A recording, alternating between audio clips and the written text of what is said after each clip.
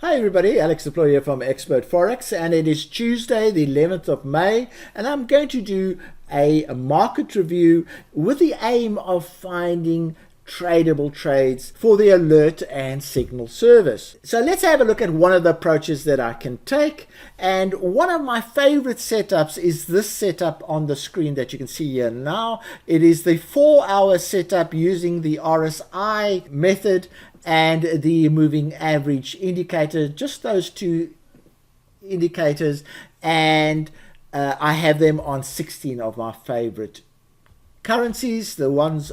So I get a good feel of what's going on in the market by looking at these charts, and let's have a quick look at what has been going on. And here's an example of a really big trend that has developed in the euro. And what I've done is I've actually stayed away from the market for a while because there's been this huge burst from a weak dollar announcement in the non-farm payroll, and when that happens there's a lot of fear and greed happening and trends develop. And what I do is I'll just wait for the market to stabilize and all of that greed and fear to disappear before I start trading again. And that's why I haven't really done the analysis on Monday morning as I normally do, and I also haven't done any alerts for yesterday. So let's have a look at what's happened. So as I say, there's been this weakness of the US dollar, and it's allowed the other currencies to all strengthen compared to the US dollar. And you can see that in general, the pound has gone up, the Aussie has gone up, the New Zealand dollar has gone up, and then in agreement with that, the CAD has gone down and the franc has gone down. So it shows you that there is dollar dominance, but there's also yen dominance, because all the yen trades have all gone up, gone up, gone up, gone up. So there's also an element of yen dominance. So the US dollar has weakened and the yen has weakened to the extent that the charts almost look the same. And if I make this one a little bit bigger, you can see that double hump there with move over the moving average, double hump, moving average, same thing here. This one in fact looks identical. If you look at the pound chart there, opposite the USD, and the pound opposite the yen. Amazing that at the same time both those currencies can weaken to such an extent. And the confirmation really is that the US yen chart is showing a slightly sideways movement. So it's basically saying they're as bad or as weak as each other. So that's a confirmation of that. Now, what I'm going to do today is when there's been this huge burst, you don't know what's going to happen. You don't know whether the market is going to sober up and just come back to the same level it was before the breakout, or whether this is just a resting period and it's going to continue. So what do? And you don't profess to know because you really don't know. If you really do know, then you're a genius. But let's have a look at the approaches that you can take. Now, one of the approaches, and I'm going to use the pound USD here, and why I'm using the pound is because of its volatility. If you look at the euro, the ATR is 28 pips for every candle, so each candle moves 28 pips on the 4-hour chart. Here it is 43, so the pound is way more active than the euro, and therefore you'll get more trends out of the pound and so on. So I like using active ones when I'm looking at breakout type of trades, and that's what I'm looking at. So I'm going to look at the pound and I'm going to say, okay, what can happen here?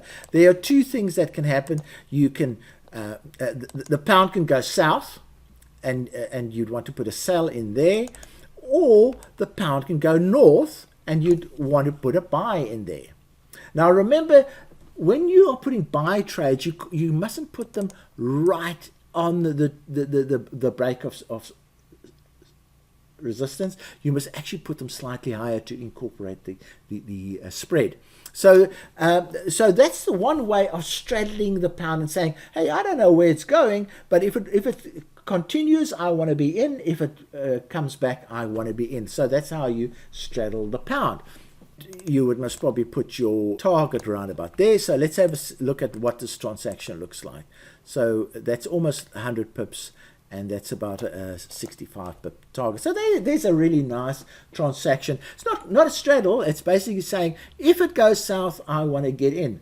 Now, how am I going to straddle this one? I'm going to look this way, and I'm going to say these charts are more or less the same, and therefore I am going to bet this one to go north, to continue its trend. So it's a much nicer one to do it, and I'll just increase the size here.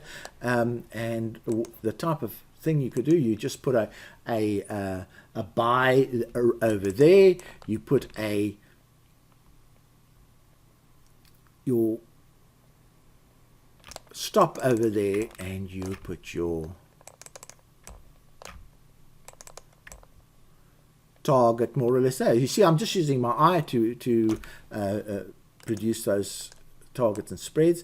That's 82 pips. That's 80 pips. So all looking good as for a continuation trade. So there's my buy transaction.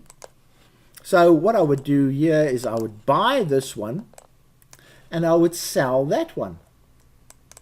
So there's my straddle, but I'm using different currencies. So that's quite interesting. And because I'm using high volatility currencies, a target of 80 pips is not so huge compared to a candle movement of over 40 pips in every 4 hours. Now, another way of doing this kind of straddle, and I'll show you quickly over here, is that let's say you think, oh, this euro is going to be trading like a channel, and it's going to do something like this, and therefore it is breaking out and it will go south, and therefore let's just put that there like that, and you say you want to get in when it breaks south, and so you would put a sell over there. You would put a stop, your stop above the previous high is most probably a good place to put it, and you put your target around about there, which is also a good support and resistance area, and this is about 75 pips. Nice distance for. So there's your sell transaction. Now, how do you hedge this one? So the other way of hedging it is you go to the franc, which is very highly correlated with the euro, and you can see the formation of the chart: a small hump, big hump, small hump, big hump, just crossed over the moving average. Okay, so now there's another way of hedging this euro deal that I've identified here. In this deal, if I want to sell it, so I am going to be selling the euro and buying the USD. So if I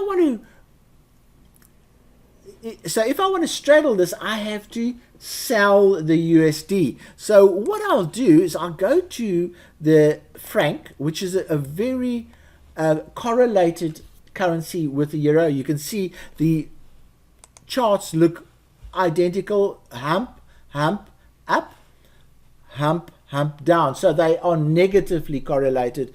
What the one does there, it actually the other one does the opposite of. So what you want to do now is, so here we are selling the euro and buying the USD by selling this currency. So what we want to do here is we want to sell the USD to create that straddle. So what we then do is we just do exactly that. We create a sell. There's the sell entry.